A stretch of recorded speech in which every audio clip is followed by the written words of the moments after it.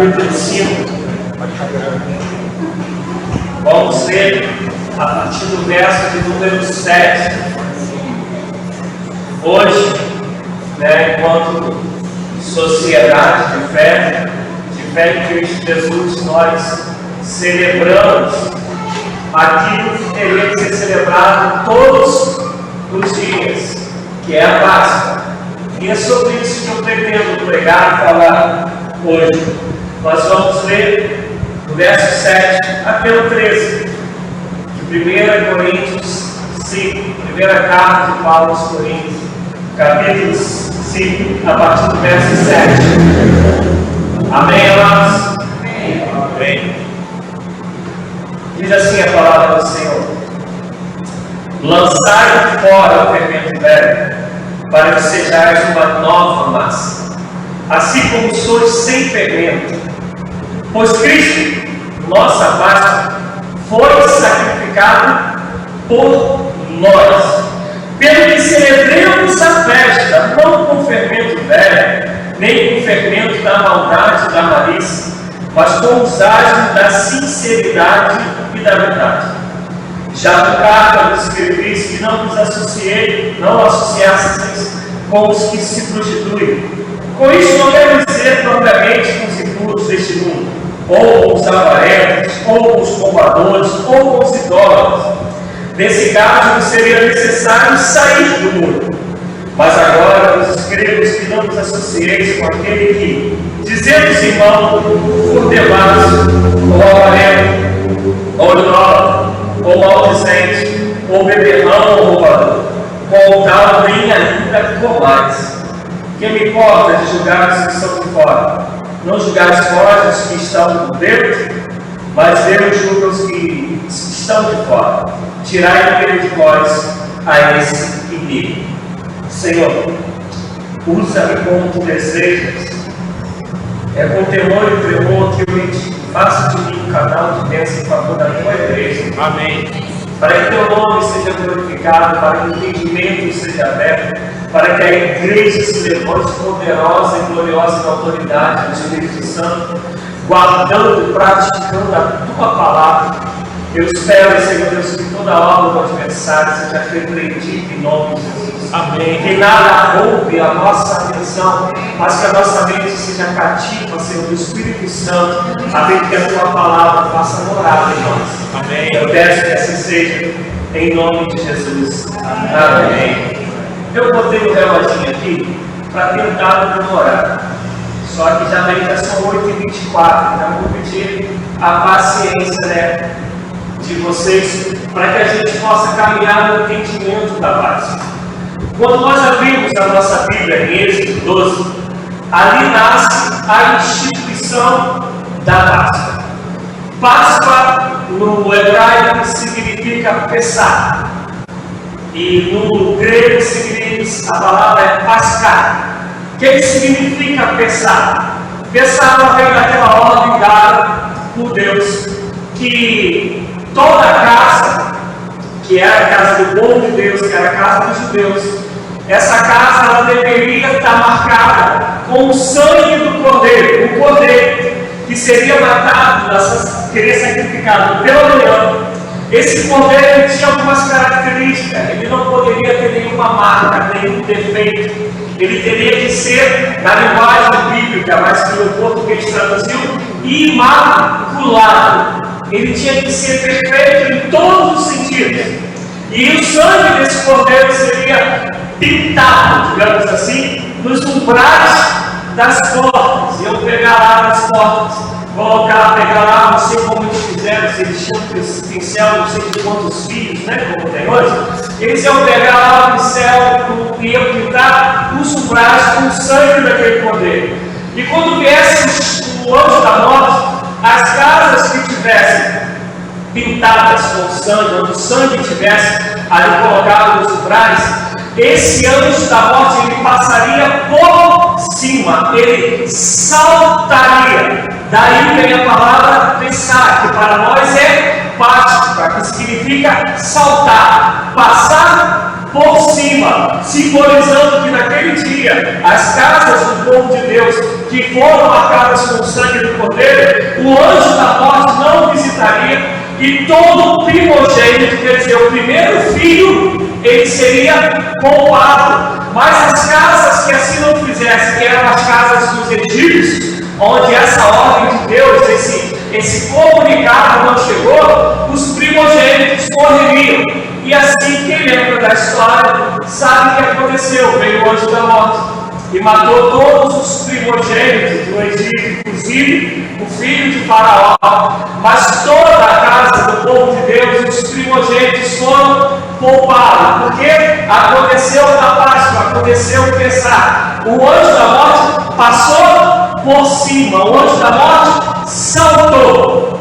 E dentro disso, Deus tinha dado uma ordem que, a partir daquele dia, que era o momento que a libertação chegaria, e que lembra a história, essa foi a 10ª praga. Deus havia dado 10 sinais, 9 pragas, e essa foi a 10ª, a fim de que o povo de Deus pudesse ser liberto das garras de Faraó. Mas Faraó nunca permitiu. E liberto de quê? Quem lembra um pouquinho da história aí, há uma briga, digamos, teológica, que alguns, que a maioria, defende que o povo ficou cativo do Egito durante 400 anos. Mas tem uma outra linha que defende que o povo ficou cativo 200 e poucos anos. Se foram 200 e poucos, se foram 400, é tempo para caramba. E se a gente regressar um pouquinho na história, como esse povo ficou cativo? E quem lembra? José, chamado José do Egito, foi vendido pelos seus próprios irmãos, foi vendido como escravo, e o pai, com esses irmãos, compraram para o pai, que José havia morrido, devorado por uma criatura lá no orvalho, e na verdade eles venderam José. José vai parar no final da história, preso, que a gente conhece a história, quem não conhece não dá para contar tudo, senão vira vigília. Mas José, ele está preso. E ele vai e Deus usa muito para interpretar sonhos. E dentro de alguns sonhos que interpreta o mais significativo, que é o que o tira da cadeia, é quando o Faraó tem sonho de vacas gordas e vacas magras, espigas gordas, bonitonas e espigas secas, magras. E ninguém dos sábios que tinha lá no Egito conseguia interpretar esse sonho. Então, alguém que José já tinha interpretado o sonho, que era do copeiro, que José tinha dito: você vai ser liberto dentro de 3 dias e teu cargo vai ser dado de novo. Já tinha passado 2 anos e esse copeiro nunca lembrava de José. E José tinha pedido: quando tu tiveres com o Faraó, faça lembrar sobre mim, que eu sou inocente. Mas nesse dia o copeiro lembrou de José e falou: tinha um cara, eu estava preso com ele é um hebreu e ele interpreta sonhos. O Deus dele usa para isso. E ele vai e diz: olha, Faraó, serão 7 anos de fartura e 7 anos de escassez.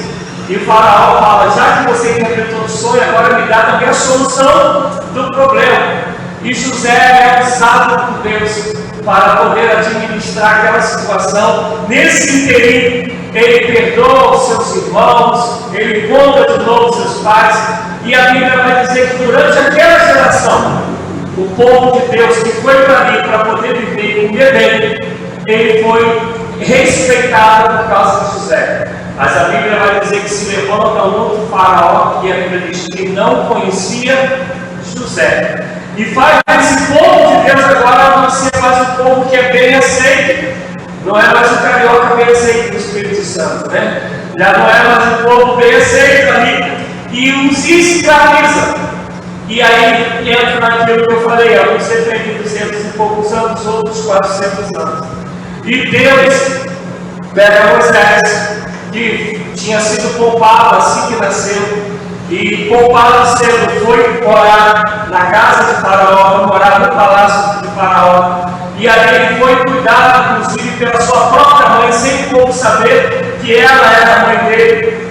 E quando ele fica adulto, E aí, repito, só estou pulando para a gente poder entender. Ele sai dali e vai ser cuidador de ovelhas. E ele fica numa vida tranquilinha. Casa, tem um sogro bacana, tem as ovelhas para ele cuidar. E Deus fala para Moisés: acabou agora a zona de conforto, e agora você vai ser usado para poder guiar o meu povo e tirá-lo da escravidão. E Deus usa Moisés para poder fazer isso. 9 pragas são realizadas. Cada uma dessa praga, ela era referente a um tipo de Deus que havia no Egito.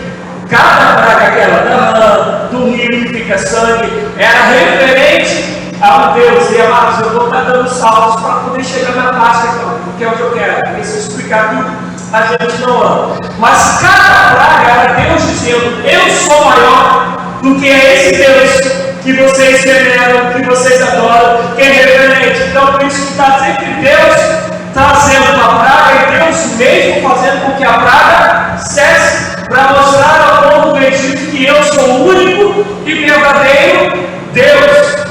E 9 pragas, e isso não resolve nada.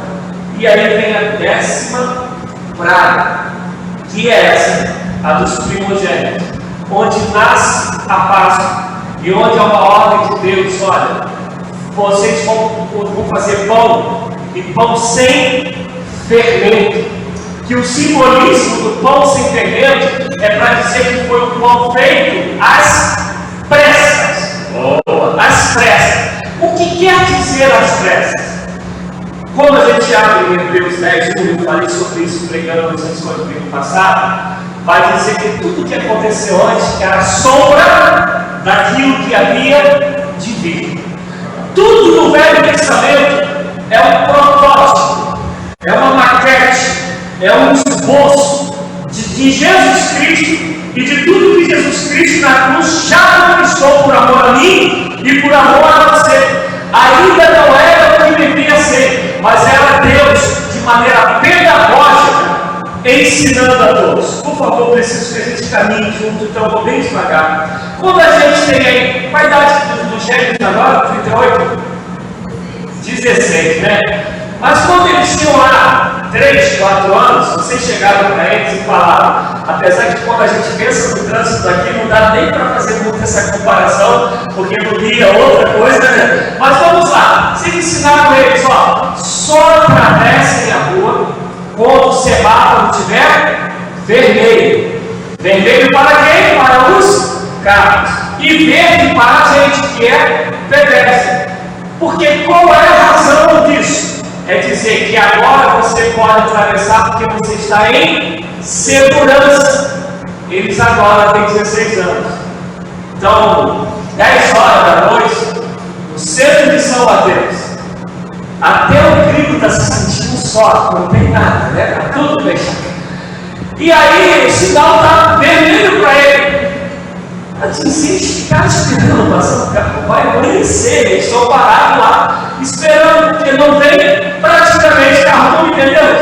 Eles não precisam mais esperar ficar verde para eles, porque eles sabem discernir se tem carro ou não, se eles estão com segurança para atravessar ou não. Então, a nossa vida ela é sempre um ensino pedagógico, para que quando a gente tenha a maturidade, a gente saiba discernir o certo do errado, do bom do mal. E quando Deus está seguindo o seu povo, ele trata da mesma maneira, porque lá em Gênesis havia uma promessa de que da mulher nasceria dele que pisaria a cabeça da serpente. E aí Deus, através de Moisés, dá a ordem: olha, vocês entendem que agora, que é o dia que a gente chamado hoje, eu vou chegar lá, que é sobre a ceia, vocês sabem que essa ceia anuncia que um dia Jesus virá, e será como a gente cantou no piscar de olhos. Tem que ser às pressas. Quando você vai ler Mateus 25, vai dizer que quem tiver no telhado não tem como descer para pegar ninguém. Quem tiver no campo, um vai ser levado e outro vai ser deixado. É como um piscar de olhos. E tudo isso já é um simbolismo para dizer dizer, a vida do Senhor, a salvação definitiva, o grande dia vai ser púlpito. Então, o Paulo era sempre elemento para se dizer, olha, Deus chamou, fui.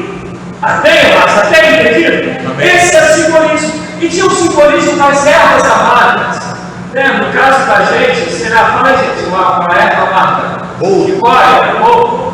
Chicória, que era para significar que o tempo de sofrimento que eles passaram, nesse tempo que eles foram escravos lá no Egito.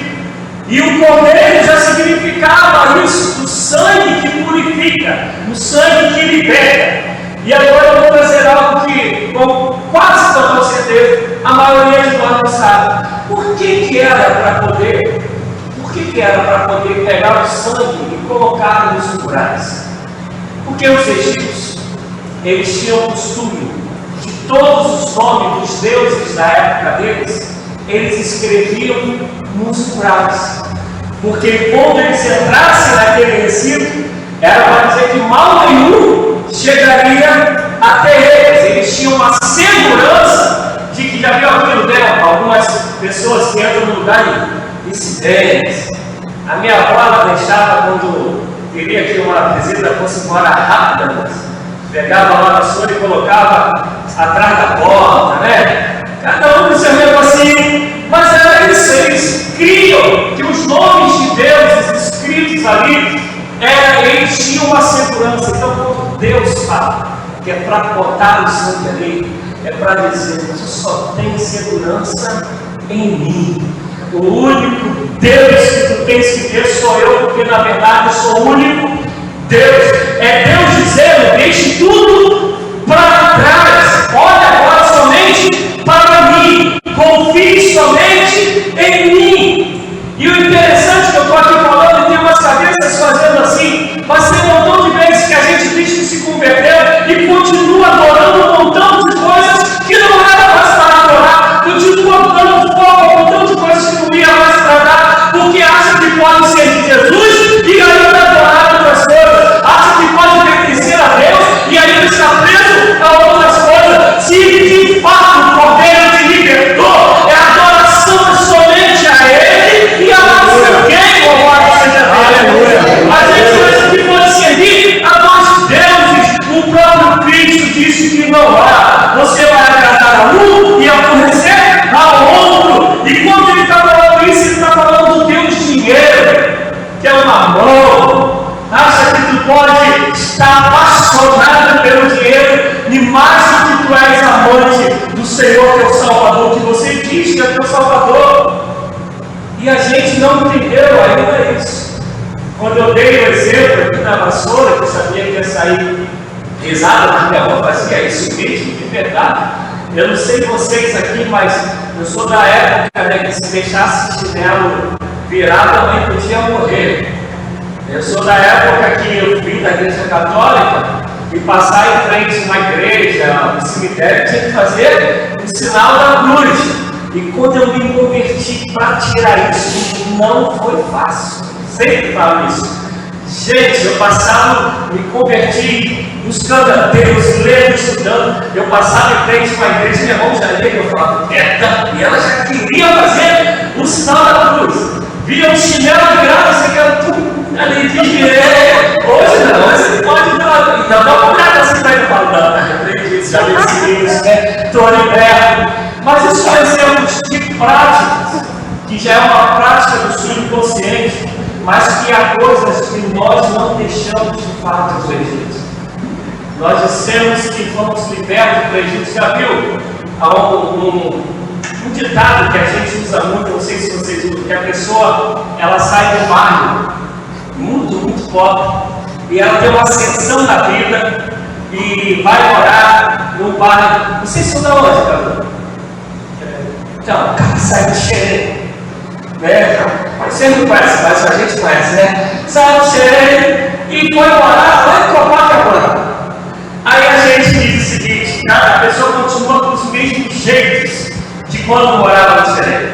Aí a gente costuma dizer, né, saíram do Xerém, mas Xerém não saiu deles. E trazendo isso porque a gente diz que realmente entender que foi liberto do Egito, a gente acha que saiu, mas a gente continua trazendo dentro de nós muitas coisas do Egito.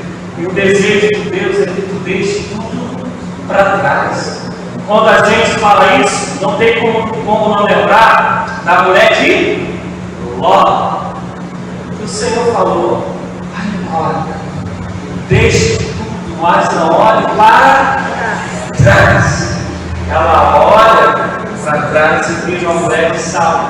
Se a gente lembrar da história, o povo do Egito fez a mesma coisa quando estava no deserto. Deus deu toda uma simbologia dizendo: o sangue que eu estou falando para você, seria para dizer que só esse sangue que te dá vida, só Ele que te protege, só Ele que te poupa, só Ele que te liberta, só Ele que te tira de toda e qualquer escravidão. Mas quando ele estava no deserto, que eles falavam? Moisés, porque nos tirou do Egito para nos fazer passar fome e padecer aqui no deserto. Era muito melhor estar lá e viu sinais tremendos. Vou abrir aqui um parênteses. Gente, eu amo quando Deus cura alguém de câncer. Eu amo quando Deus opera milagres, que a gente fala assim: que coisa tremenda esses milagres físicos. Mas eu quero te dizer que milagre não salva ninguém. Que milagre não faz ninguém ser fiel a Deus. Se você não aprender quem é Jesus e amar a Jesus, você pode ter milagres pra caramba para contar e ainda assim perecer no deserto. Ninguém na história, ninguém viu tantos sobrenaturais como o povo do Egito. Ninguém. Eles viram lá 10 pragas que nunca se repetiram. Eles depois viram o mar se abrindo, eles passando de pé a seco, e o povo perecendo lá, o povo que perseguia. Eles estão no deserto, vem uma coluna de fogo que os aquece à noite, vem uma nuvem que os protege do sol de dia. Eles veem maná descer do céu, eles reclamam do pão, e Deus traz carne para eles. Eles veem a água amarga se tornar água doce. Ele vê milagres sobre milagres, vem Coré se revoltar contra o próprio filho, e Moisés dizer que se eu não sou de Deus, quem não for de Deus que morre de maneira sobrenatural. E Deus havia escolhido Moisés e não Coré, e Deus não aprova a rebelião, e a terra se abre e engole Coré e toda a sua família. Mas ainda assim aquele povo pereceu no deserto, porque quando Moisés sai para falar com Deus, eles rapidinho fazem um bezerro de ouro para poder adorar. E tem gente que hoje vai de igreja em igreja porque quer ver sobrenatural. Eu quero te dizer que o maior sobrenatural foi você entender quem é Jesus e entregar a tua vida completamente. Aleluia! Não viver mais para os desejos desse mundo, mas viver para a glória de Deus. Glória. Não há nada mais sobrenatural do que isso. Glória a Deus! Não há. E aí, voltando a paz, e aí, Deus falou todas as vezes, de ano em ano, nessa data, que é chamada da data de Nissan, que é dia 14 de Nissan, porque lá nos hebreus e agora judeus, o ano não começa como o nosso, em janeiro. O ano começa entre março e abril da nossa época, do nosso calendário. Seria março e abril é quando começa o ano judaico. Por isso que a gente lê a Bíblia e a gente vê os meses meio maluquinhos aos nossos olhos. E é isso, não era para nos assustar tanto, porque quando a gente vai ver o ano, você vai ver que a gente ainda está por exemplo, estava em 2022 ao meio-dia, e já tinha país que já estava em 2023, por causa do fuso horário. E aqui eu não estou falando de fuso, estou falando de meses, porque, e aí você vê outro dia com outro estudo, mas eles começam o calendário depois. E aí foi dito: olha, todos os anos vocês, nessa data, 14 do mês de Nissan, vocês vão celebrar a Páscoa, para lembrarem da vitória que Deus nos deu, para lembrarem da libertação que Deus nos deu. Vocês vão pegar um cordeiro e vão matar esse cordeiro, que tem que ser imaculado, puro, sem nenhum tipo de marca, defeito, e vão oferecer a mim. Só que acontece que eles vão para o deserto e ficam muito tempo sem celebrar a Páscoa. Muito. E tentando ganhar tempo aqui, porque aqui já está falando São 15:9, chega uma hora que levantam-se 12 reis em tempos diferentes. Josias, que foi considerado um dos melhores reis que Israel teve, e Ezequias, são os reis que lembram da ordem de Deus e voltam a celebrar a Páscoa. Mas eu vou fazer uma pergunta retórica: a Páscoa era para o mundo todo? Não, a Páscoa era a Páscoa dos judeus, esse povo que Deus tirou do Egito, e de tempo em tempo era para celebrar isso, mas vai caindo ao esquecimento, até que depois da guerra de Macabeus, que é aquele tempo que a gente chama de intertestamentário, que é entre Malaquias e o livro de Marcos, Deus depois faz com que o povo lembre disso, porque os fariseus, que na época ainda eram gente boa, como eu falei aqui no estudo de sexta-feira, quem não viu não veio lugar para repetir, esse povo voltou a celebrar a Páscoa. Quando Jesus vem, a Páscoa parece celebrada tal qual Deus havia dito, amém? Não é. Porque a Páscoa era celebrada onde? Nas casas. E nessa época tinha sido já levantado no templo. Então viam povos, o povo de Deus espalhado em tudo quanto é lugar, eles iam para o templo. Não me pergunta como eles arrumavam tanto cordeiro para matar, que eu não vou saber te responder. Ninguém responde isso, nenhum historiador responde. Mas eles iam lá no templo para poder oferecer o cordeiro a Deus e celebrar a Páscoa. Deixou de ser algo da sua casa para ser algo agora do templo em Jerusalém. E aí vem Jesus e celebra a Páscoa. Se você quiser anotar ou ir acompanhando aí, quando Jesus chega em João, Evangelho de João, capítulo 1, versos número 19, salvo engano, quando vão perguntar a João Batista, que é primo de Jesus, sobre Jesus, Jesus vai falar: eis o Cordeiro de Deus que tira o pecado do mundo. Você vai em 1 Pedro, capítulo 1, versículo 29, está Pedro falando sobre Jesus, que ele é o Cordeiro, pelo sangue do Cordeiro imaculado, nós fomos resgatados, livres. Mas lá em Isaías 53, no versículo 7, vai dizer que como cordeiro mudo, ele foi levado ao matadouro. Está falando Isaías sobre quem? Sobre Jesus.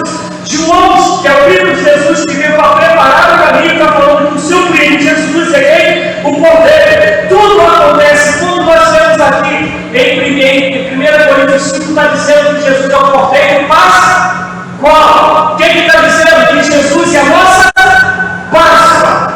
E eu sei que eu não expliquei nada até agora, né? Mas aí vocês vão entender. Vem Jesus no dia da Páscoa para celebrar a Páscoa. Dá a entrada triunfal, já não é mais a Páscoa como era que tinha saído lá de Êxodo 12, que Deus tinha ordenado. É uma Páscoa já meio adaptada, né? Para aquele monte de povo, para poder ser no tempo. Mas Jesus não vai no tempo. Se vocês lerem a entrada triunfal de Jesus, ele vai dizer: olha, vá até a cidade, vocês vão encontrar um homem com um cântaro na cabeça. E para quem eu falei, essa conta tem que repetir, eu falei na sexta-feira, mas vou explicar hoje de novo. Quando você fala encontrar um homem com um cântaro na cabeça, é mais ou menos, eu não sei quem foi campeão hoje, se foi o Flamengo ou o Fluminense, mas é mais ou menos você chegar lá no Flamengo, lá no Rio, e falar assim: olha, quem você vê com a camisa do Flamengo? Vai para essa coisa, vou ver o montão hoje com a camisa do Flamengo, do Fluminense. Só que lá isso é exceção. Porque homem, na época de Jesus, não andava com cântaro na cabeça.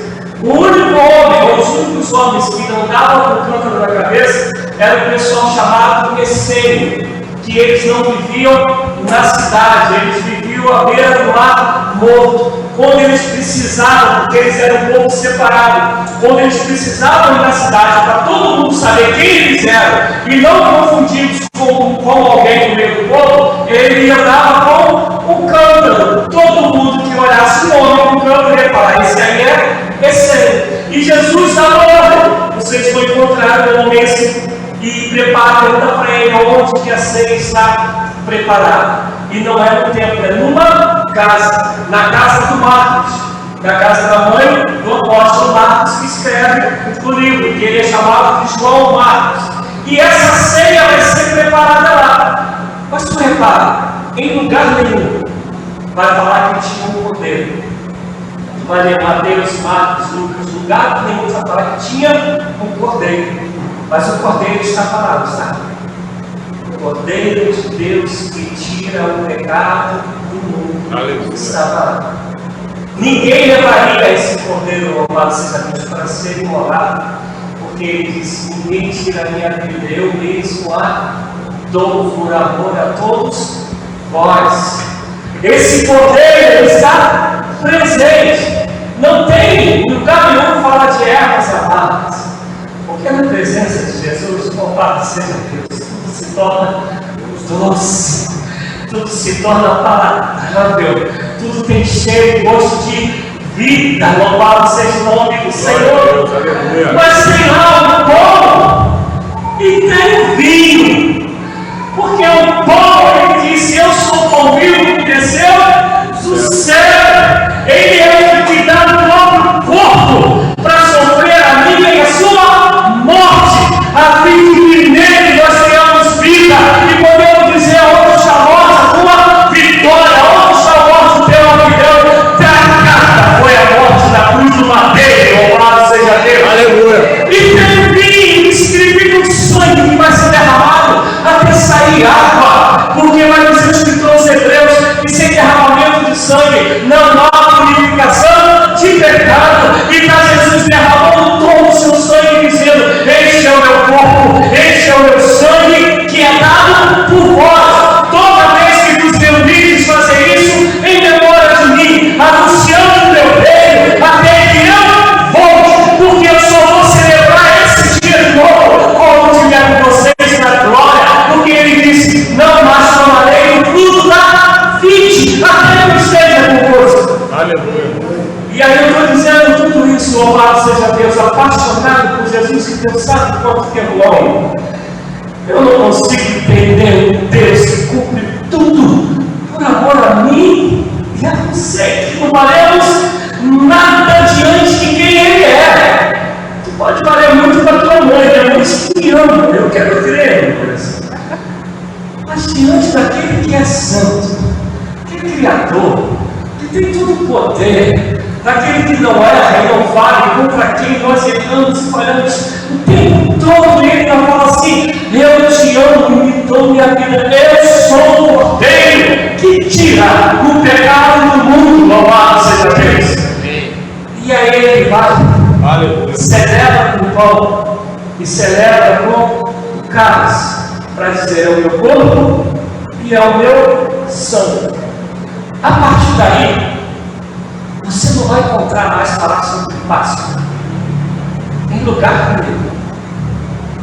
Você vai ler Atos dos Apóstolos, Romanos, 1ª e 2ª Coríntios, você vai ler Gálatas, Tessalonicenses, Filipenses, Colossenses, Tiago, Hebreus, Tito, Filemão, lugar nenhum mais você vai ler falando sobre a Páscoa. E é isso que eu quero entender. Por que o cristão que sabe quem é Jesus e o que ele fez não celebra a Páscoa dos judeus? Porque a Páscoa do Velho Testamento é dos judeus, mas aquele que morreu na cruz, ele diz: todo aquele que crê em mim não mais perecerá, não mais conhecerá a morte, passou da morte para a vida. E aí João vai dizer: ele é o verbo encarnado, que habitou no meio de nós. Ele veio para os seus, mas os seus não o receberam. Mas todos aqueles que o receberam, todos são só judeus. Tem algum judeu aqui, gente? Eu sou carioca nativo, né? Não sou judeu nem na religião, nem nunca fui. Mas todo quem crê não mais vai perecer, mas vai ter a vida eterna, porque ele veio para todo mundo. Aleluia. E é por isso que tem uma dificuldade quando chega Paulo e está pregando para nós judeus. E aí ele vai falar sobre circuncisão e não circuncisão. Ele está falando, Deus me confiou o ministério da incircuncisão. E aí agora todo mundo senta à mesa e ceia com o Senhor. Atos 2:42 foi a primeira pregação aqui na posse. E todos os dias perseveravam unanimemente no templo. Fazendo o quê? Orando, perseverando na doutrina dos apóstolos, na oração, no partido, pão. Eram todos fazendo o que? Celebrando a ceia do Senhor. Fazer isso em memória de mim, em memória de quem? Daquele cordeiro que se matava ou não, do cordeiro imaculado, sem pecado, que morreu a nossa morte para que nós possamos viver a vida dele. A ele nós celebramos, a ele nós honramos, por causa dele nós nos reunimos, por causa dele nós comemos o pão, e o pão é para todos e é para todos, porque somos um em Cristo Jesus. O sangue é para todos, porque ele purificou e purifica a todos, e por isso comemos o pão e celebramos com o sangue do Cordeiro de Deus. Aleluia. E a gente continua repetindo, e aí eu vou falar o que eu falei no domingo passado. Uma coisa é eu pegar aquilo que é lá no Antigo Testamento e trazê-lo para poder explicar como eu fiz hoje, sem ter aqui a erva amarga, sem falar para ninguém o nome da erva amarga, que também seria um simbolismo tremendo. Mas eu e você celebramos o Cordeiro Pascal que se chama Jesus, o Cristo, o Emanuel, o Deus conosco. E por isso que agora não é mais de ano e ano. Ele fala que quando os reunidos fazem isso, recebem diversos reunidos, se a mão de Deus se agradou dele, vamos celebrá-lo. Vamos comer do pão, tomar do cálice. E meu desejo é que a gente aprenda com o que Deus começou a fazer lá no Egito, mas com algo que se consumou. E por isso que ele gritou em João 19:30: Tetelestai, está consumado. Fiz tudo, cumpri tudo, acabou-se tudo. É por isso que a gente não precisa mais de um sacerdote que mata um cordeiro para poder chegar até Deus, porque ele é o cordeiro e ele é o sacerdote. A Bíblia nos deve falar o tempo todo que ele é o nosso sacerdote. É por isso que 1 Timóteo 2:5 vai dizer que Jesus Cristo é o único mediador entre Deus e o homem. É tudo nele, por ele e para ele. Ele tomou o lugar do cordeiro. Ele tomou o lugar do sacerdote. Ele é o pão. Ele é o sangue que diz para você: esqueça agora todos os deuses passados. Eu vou ser o único e suficiente Deus para a sua vida, porque somente eu sou Deus. Estão me entendendo, amados? Amém? Eu não tenho dúvida de que eu acabei de falar desmontou um montão de costumes que a gente tem, um montão de visão da paz. Por isso que é muito complicado para a gente entender que celebrar Jesus tem que ser todos os dias e os dias e o dia todo. E é por isso que a gente se prende a datas, a costumes. E se tu olhas Paulo, e eu vou terminar de Paulo, tá, gente? Paulo, ele era um judeu. Ah, pastor, mas todos os apóstolos eram judeus também. Mas se a gente olhar Paulo, ele vai dizer assim: aluno de Gamaliel, circuncidado ao 8º dia, da tribo de Benjamim, contra a lei, zeloso. Contra os contra a lei, ele era rigoroso a ponto de ter autoridade para matar, como ele concedeu a morte de Estevão no capítulo 7.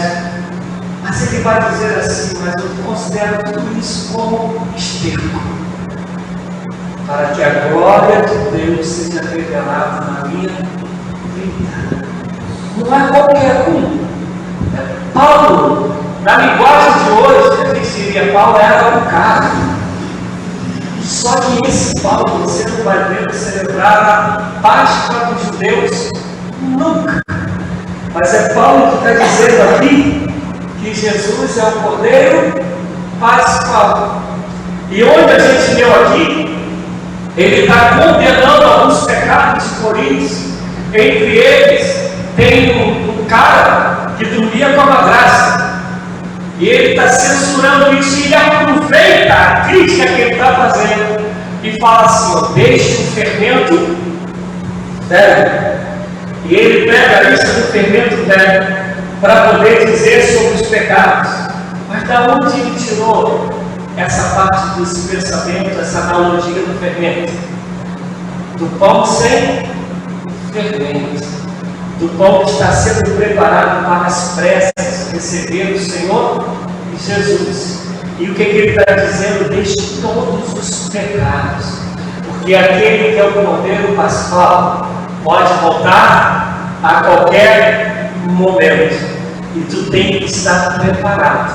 Não tem mais como olhar para trás, não tem mais como ficar preso a mais nada. O único grito que tem que existir é Maranata. A hora vem, Senhor Jesus. Louvado seja Deus. E como eu desejo que nós celebremos a Jesus todos os dias e o dia todo. Como eu desejo que nós deixemos o fermento velho, o adultério, a mentira, a omissão daquilo que Deus te confiou para ser e para fazer, o engano, a rebeldia, a prostituição. Como eu desejo que a gente deixe todo esse fermento velho, para sermos uma massa, entendeu?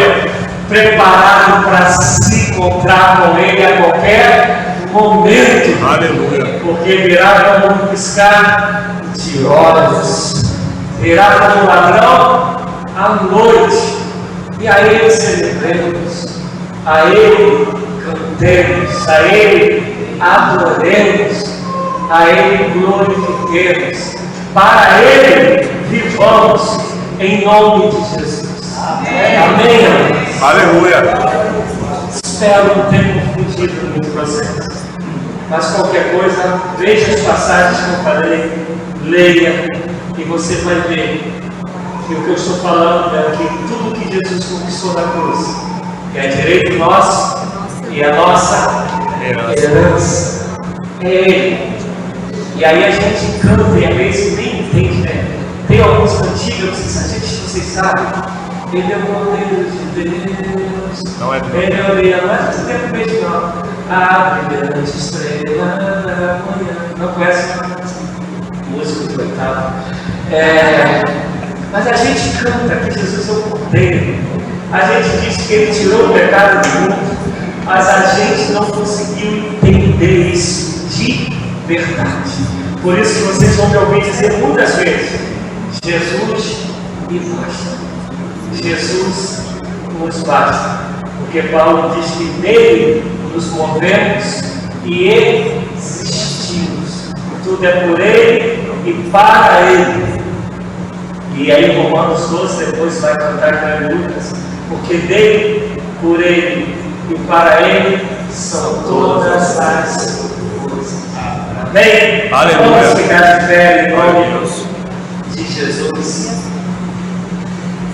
Eu quero fazer algo, quero te dar um tempo. Aqui, em meio à explicação da Páscoa, eu falei sobre deixar toda e qualquer idolatria no mar do esquecimento, porque o único que deve ser adorado é Jesus. Eu falei de estarmos no meio dos desertos da vida que vamos viver muitas das vezes, mas confiarmos nas provisões de Deus sem olharmos para trás.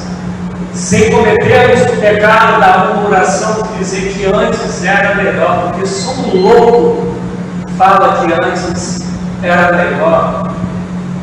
Eu falei sobre a adoração que se dá na vida e que reconhece a quem Deus levanta como Deus levantou Moisés. Dentro disso e de todas as outras coisas que o Espírito possa ter ministrado no teu coração, eu quero te dar um tempo para falar com Deus. Aquilo que tu entende que te despertou, que é necessário transformação, libertação, uma nova consciência, um novo proceder na vida, uma nova e real maneira de adorar a Deus e de viver somente para Jesus. Eu quero te dar um tempo para poder falar com você. É entre você e Deus. E vamos fazer o seguinte: à medida que você acabar de orar, você senta. E aí a gente vai saber qual já é para ministrar a ceia e a gente encerrar o culto. Amém? É entre você e Deus.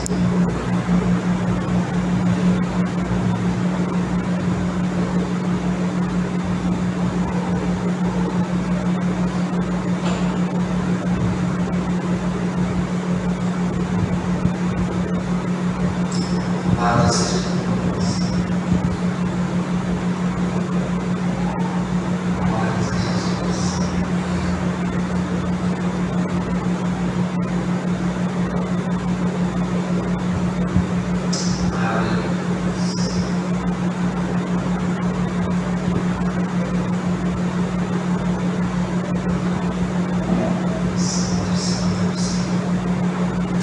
Espírito de Deus. Senhor, tu és maravilhoso. A tua presença é real. É gloriosa. A sua presença é confortante e resposta. Venha, Senhor, manifestar-se. Venha instruir-nos. Venha transformar, Senhor Jesus. Fala a cada coração, a começar em mim. Fala em cada coração, segundo o seu propósito. Glórias a Ti. Louvado e agradecido seja o nome de Deus Santo. Espírito de Deus. Aleluia. Eterno e soberano. Deus Criador. Aleluia.